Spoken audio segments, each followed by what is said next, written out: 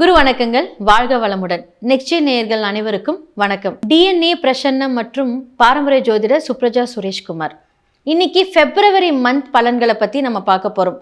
ஒவ்வொரு கிரகங்களும் நிறைய மாற்றங்களோட ஒரே இடத்துல இருந்து ஸ்டார்ட் ஆகுது. நம்மளுடைய மகரத்துல இருந்து ஒவ்வொரு ராசிக்கும் என்னென்ன மாதிரியான விஷயங்கள் நடக்க போகுது அப்படிங்கிறத இன்னைக்கு நம்ம வீடியோ ஃபுல்லாக பார்க்க போகிறோம்.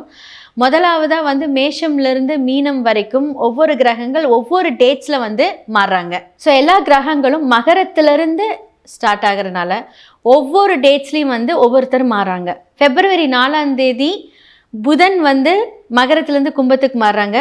பிப்ரவரி 6ஆம் தேதி மகரத்திலேருந்து சுக்கிரன் கும்பத்துக்கு மாறுறாரு. பிப்ரவரி 12ஆம் தேதிக்கு மேலே சூரியன் மகரத்திலேருந்து கும்பத்துக்கு மாறுறாரு.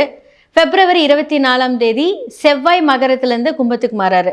ஸோ எல்லாருமே ஒரு பவர் பேக்டாக ஒவ்வொரு பாவத்துக்கு மாறும்போது பலன்கள் மாறிக்கிட்டே இருக்கும்.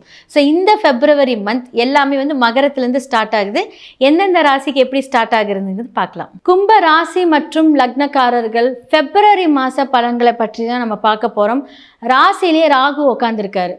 அவர் இந்த டிசம்பர் மாதம்தான் மாறுவார் 2026. அது வரைக்குமே கற்பனையின் நாயகன் உங்களுடைய தலையில் உட்காந்து தேவையில்லாத கற்பனைகள், நல்லதையும் கொடுப்பாரு, கெட்ட விஷயத்தையும் கொடுப்பாரு, கொஞ்சம் கோபத்தை ரொம்ப ஜாஸ்தியாக கொடுப்பாரு. எதுக்கு எடுத்தாலும் கோபம் வரும்.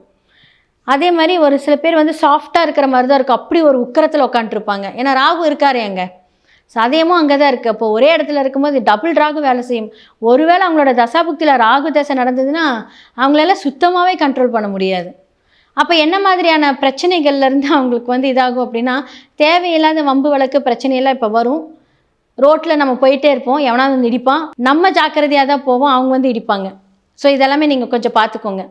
ஸோ வார்த்தைகளில் ரொம்ப ரொம்ப கவனம் தேவை. 2ஆம் இடத்துல சனி இருக்கார். அது இப்போ வக்கரத்தில் இருக்கும்போது ஜாக்கிரதையாக பேசணும். நம்ம விடுற பேச்சு எல்லாமே அவங்களுக்கு பாதகமாக போய் முடியும் போது கும்பராசி லக்னத்துக்கு இப்போ கொஞ்சம் பிரச்சனை வரும். அதே மாதிரி நல்ல விஷயம் அப்படின்னு சொல்லும்போது இப்போ குரு உங்களுக்கு ரொம்ப சூப்பரான ஃபேவரான ஒரு இடத்துல ஜூனுக்கு அப்புறம் மாற போகிறாரு. அதிர்ஷ்டமாக நடக்க போகுது. வேலை செய்கிறவங்களுக்கு அடுத்தடுத்து ப்ரொமோஷன் வரப்போகுது. அரசியல்வாதிகளுக்கெல்லாம் போஸ்டிங், நல்ல போஸ்டிங் கிடைக்க போகுது. உங்களோட சுயஜாதகத்தை பார்த்துக்கோங்க.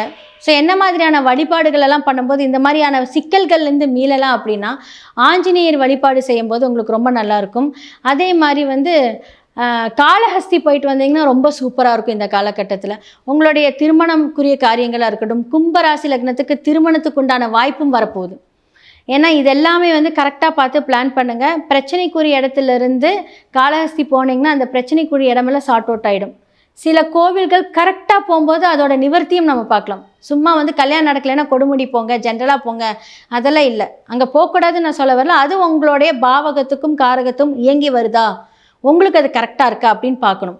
திருமண தடை ஏன் நடக்குது அப்படிங்கிறது நம்ம பார்க்கணும். அதே மாதிரி குழந்தை இல்லாதவங்களுக்கு ஏன் ரொம்ப நாள் குழந்தை இல்லைங்கிறது பார்க்கணும். அப்போ ஒரு சில பேர்த்துக்கு குரு சம்மந்தப்பட்டுச்சு அப்படின்னா ட்ரீட்மெண்ட்டில் தான் குழந்தை பிறக்கும்.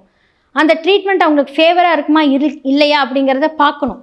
பார்க்காம அந்த பலன் சொல்ல முடியாது.